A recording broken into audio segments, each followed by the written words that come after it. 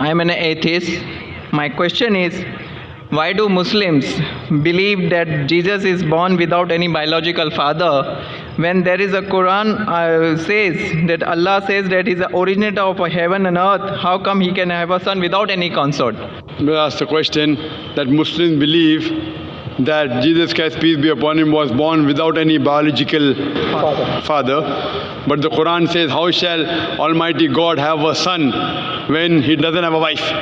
As far as the miracle of Isa alayhi salam, Quran says in Surah Al-Imran chapter 3 verse number 47, when Maryam alayhi salam says, Mother Mary, that how shall I have a son when no man has touched me? The reply comes back, Angel Gabriel, فَإِذَا قَضَى أَمْرًا فَإِنَّمَا يَكُنْ فَيَكُونُ. When Allah decrees a matter, He just said to it, be, and it is.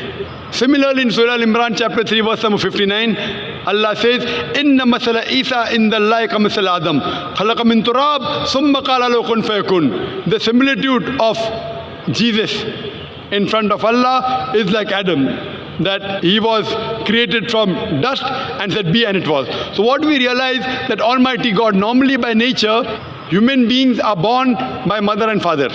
But to show the power of Allah, that He can create even without a father, the example is Isa alayhi salam. Another miracle Allah did, created a human being without mother or father, that is Adam, peace be upon him. But the verse of the Quran saying that Almighty God doesn't have a son, neither does He have a consort, neither does He have a wife. And furthermore, Quran also says that if Allah begot a son, say, I would be the first person to bow down to Him. That doesn't mean Allah has a son. It's saying that there's no question of Allah begetting, because begetting is an animal act. It is functions of lower animals of sex. That's the reason Allah will not beget. Allah does not require a wife also. Wife is required by us human beings. Mating is the function of no animal of sex. So these verses of the Quran, if Allah has a son, I would be the first to born, is negating that Allah can never have a son.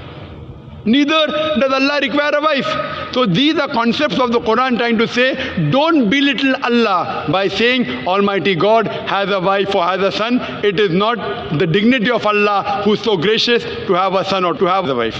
Wa akhiru dawana, alhamdulillahi rabbil alameen.